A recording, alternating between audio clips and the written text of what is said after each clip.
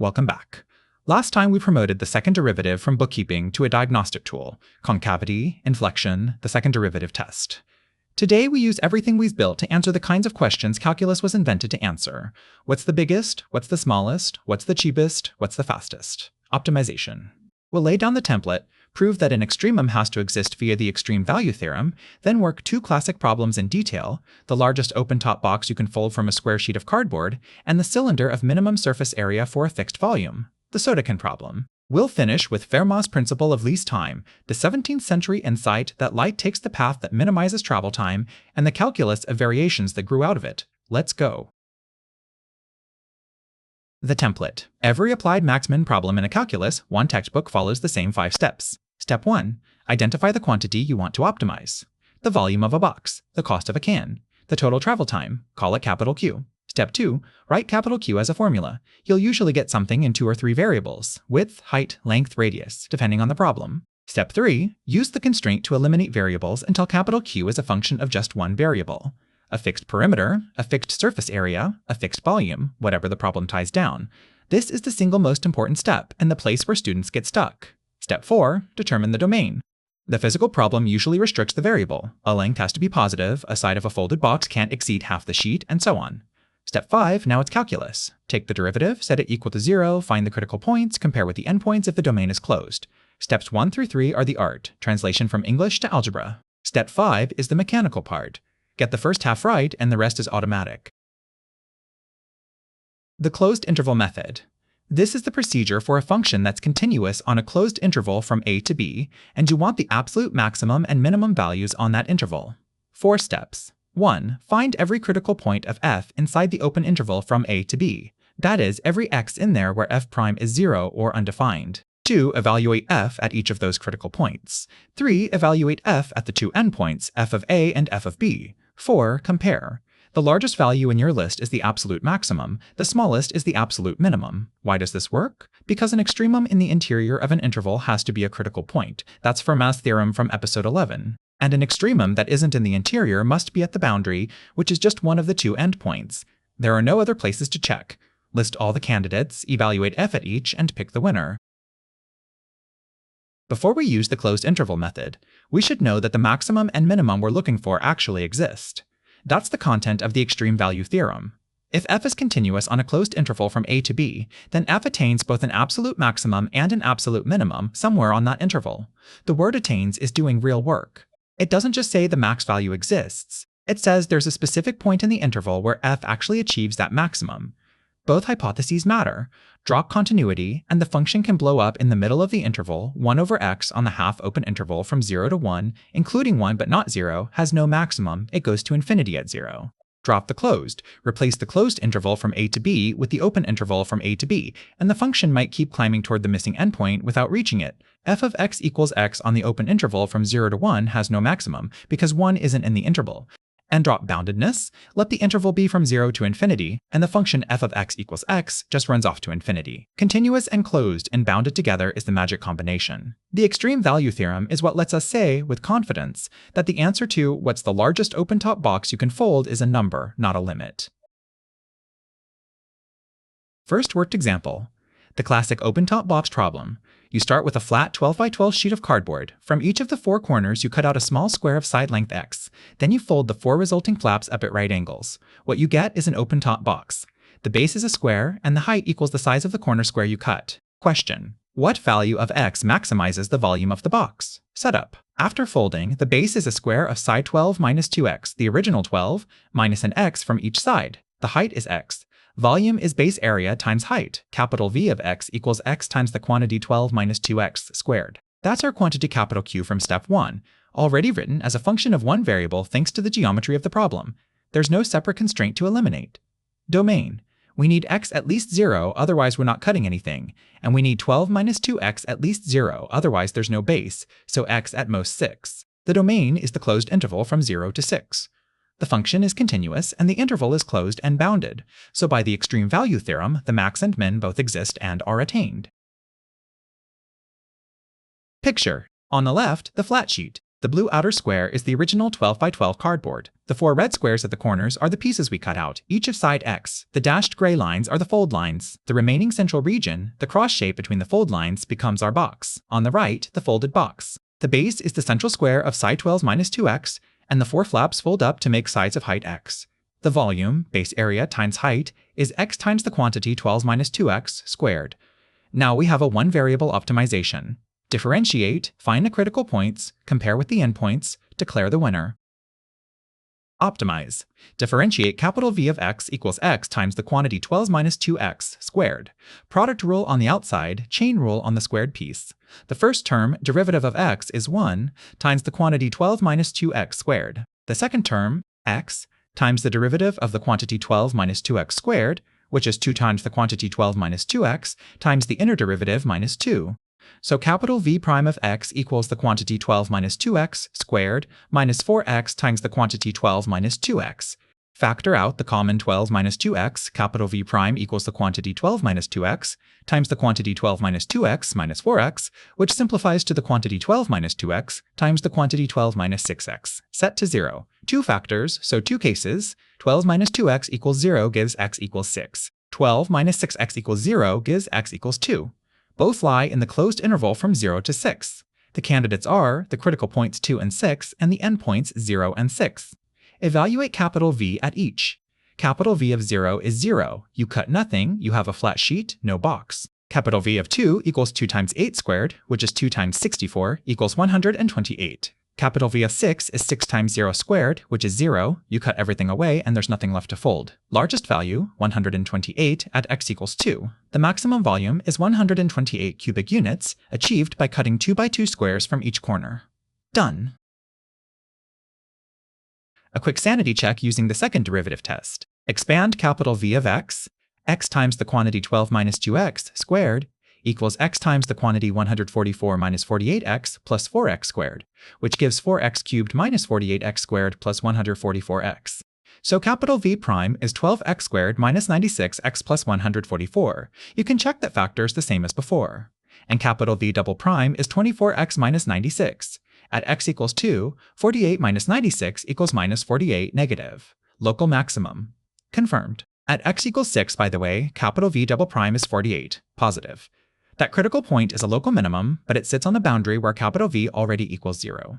The closed interval method got us the answer directly. Just by comparing values, the second derivative test labels the character at each critical point as a free bonus.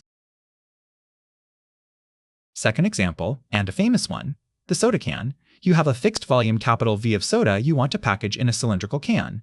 What radius and height minimize the surface area of the can, and therefore minimize the cost of the aluminum? Setup. The quantity to minimize is the total surface area capital A, 2 circles for the top and bottom, each with area pi r squared, plus the curved side, which unrolls into a rectangle of width h and length 2 pi r. The circumference. So capital A equals 2 pi r squared plus 2 pi r h. The constraint is the fixed volume, capital V equals pi r squared h. That's the equation we use to eliminate one variable. Solve for h equals capital V over pi r squared. Substitute into capital A of r equals 2 pi r squared plus 2 pi r times capital V over pi r squared. The pi r in the numerator cancels with the pi r squared in the denominator, leaving 2 capital V over r. So capital A of r equals 2 pi r squared plus 2 capital V over r. One variable. The domain is r strictly positive, radius can't be 0 or negative. The interval is open at both ends. Instead of checking endpoints, we'll check the asymptotic behavior. As r goes to 0, the 2 capital V over r term blows up. Surface area goes to infinity. As r goes to infinity, the 2 pi r squared term blows up. Surface area also goes to infinity. So capital A has a minimum somewhere in between. Picture. A right circular cylinder of radius r and height h. The top is a circle of area pi r squared. The bottom, another circle of area pi r squared. The curved side, if you slit it vertically and roll it flat, is a rectangle of height h and width 2 pi r, the circumference of the top circle. Total surface area is 2 pi r squared plus 2 pi r h, and the volume, circular cross-section times height, is pi r squared times h. These two formulas are everything we need. Optimize. Differentiate capital A of r equals 2 pi r squared plus 2 capital V over r. The first term gives 4 pi r. The second term, 2 capital V times r to the minus 1, gives minus 2 capital V over r squared. Set equal to 0, 4 pi r equals 2 capital V over r squared. Multiply both sides by r squared, 4 pi r cubed equals 2 capital V. Divide by 4 pi, r cubed equals capital V over 2 pi. Take cube roots, r equals the cube root of capital V over 2 pi. That's the optimal radius. But the punchline is when you back out the height. From the constraint, h equals capital V over pi r squared. Substitute capital V equals 2 pi r cubed. That's the relation we just derived. So h equals 2 pi r cubed over pi r squared, which simplifies to 2r. The optimal height is exactly twice the radius. Height equals diameter. The optimal can, in other words, is as tall as it is wide. A perfect square when viewed from the side. Why isn't a real soda can shaped like that? Because real cans have to fit hands, stack on shelves, fit cup holders, and the top and bottom are made of thicker aluminum than the side, so the actual cost optimization isn't pure surface area. The pure geometric answer is height equals 2r. As a sanity check, the second derivative capital, a double prime of r is 4 pi plus 4 capital V over r cubed, which is positive for every positive r. The surface area function is concave up everywhere, so the unique critical point is the global minimum. Beautiful. One more example, but this one we'll only sketch, because the algebra is a calculus 2 problem disguised as a calculus 1 problem, Fermat's principle of least time. In 1638, Pierre de Fermat, same Fermat as Fermat's theorem on critical points, same Fermat as Fermat's last theorem, proposed that light travels between 2 points along the path that minimizes the total travel time. In a uniform medium where light moves at constant speed, this minimum time path is a straight line, same thing as the minimum distance path. The interesting case is at an interface, where the speed changes from v1 on one side to v2 on the other. There, the minimum time path bends. If you set up the optimization, minimize the total time as a function of where the light crosses the boundary, take the derivative, set it to 0, you get exactly Snell's law of refraction. Sine of the angle of incidence over v1 equals sine of the angle of refraction over v2. The whole geometry of refraction falls out of a single one-variable optimization problem. Here's the intuition.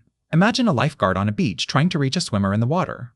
The lifeguard runs fast on sand and swims slow in water. The shortest path, the straight line, is not the fastest path. Fastest path bends at the water's edge so that you spend more time on the faster medium. Light does the same thing. A bit of history to close on. Fermat's least time principle in 1638 wasn't just a clever optimization problem, it was the seed of an entire branch of mathematics. In 1696, Johann Bernoulli posed the Brachistochrone problem. Given 2 points at different heights, what shape of curve, between them, lets a bead slide from the top to the bottom under gravity in the shortest time? The straight line isn't the answer. The answer is a curve called the cycloid. Solving the Brachistochrone required optimizing not over a single number, like a radius or a cut size, but over an entire function, the shape of the curve. This kicked off the calculus of variations, formalized by Euler and Lagrange in the mid-18th century. The calculus of variations gave physics the Lagrangian formulation, the principle of least action, geodesics and general relativity, optimal control theory in engineering, and a half-dozen other infinite-dimensional optimization frameworks. All of it grew, eventually, out of Fermat's one-variable least-time argument. The cardboard box problem and the soda can problem you'll solve on a homework. These are the entry-level cousins of some of the deepest principles in physics. A few pitfalls to keep in mind. First, always reduce to one variable before you differentiate. The whole calculus 1 toolkit assumes a function of one variable. If you keep 2 variables and take ordinary derivatives, you'll get nonsense. The constraint is the tool that does the elimination. Second, don't forget the domain. A box can't have negative side length. A radius can't be 0. The physical setup restricts the variable, and ignoring those restrictions can lead to optimal answers that don't correspond to real objects. Third, when the domain is a closed interval, the maximum or minimum might live at an endpoint, not at a critical point. Always check both kinds. Fourth, when the domain is open, you have no endpoints to check, so you have to check the asymptotic behavior. What happens as the variable approaches the boundary of the domain? In the soda can example, surface area goes to infinity at both ends, which is how we knew the interior critical point was the minimum. Fifth, don't assume your critical point is a maximum just because you were asked to maximize. Use the second derivative test or plug in values on either side or reason from the shape of the function. Verify, don't assume. Where we landed. The optimization template. Identify the quantity to maximize or minimize, write it as a formula, use the constraint to reduce to one variable, determine the domain, then take the derivative and find the critical points. The closed interval method handles bounded domains by comparing the values of f at all critical points and both endpoints. The extreme value theorem guarantees that, on a closed and bounded interval, a continuous function actually attains its max and min, so we're never optimizing over an empty set. We worked the open top box, cut x by x squares from the corners of a 12 by 12 sheet. Volume is x times the quantity 12 minus 2x squared on the domain from 0 to 6, derivative factors as the quantity 12 minus 2x, times the quantity 12 minus 6x, critical points at 2 and 6. Maximum volume of 128 cubic units at x equals 2. We work the soda can, minimize surface area 2 pi r squared plus 2 capital V over r for fixed volume, get r cubed equals capital V over 2 pi, and the beautiful result, h equals 2r, height equals diameter. We sketched Fermat's principle of least time from 1638, which gives Snell's law for refraction and seeded the entire calculus of variations that Euler and Lagrange built 100 years later. Optimization is calculus growing up into a language for decisions. Next time, episode 14, L'Hôpital's rule, the trick, and the marquis who bought it. See you then! Optimization is calculus becoming a language for decisions. Pick a quantity, write it as a function of one variable, find where the derivative vanishes, check the boundary, pick the winner. Light does this for free at every interface. Soda cans do it at every factory. The like button does it too. It minimizes the friction between you and the next episode. Press it, and the optimum is achieved. Thanks for watching. If you got something out of this, please like the video, drop a comment with what clicked for you or what didn't, and subscribe for more educational videos. Every like, comment, and share helps push this work to more learners, which is what this channel is really about. Thanks for watching. See you in the next one.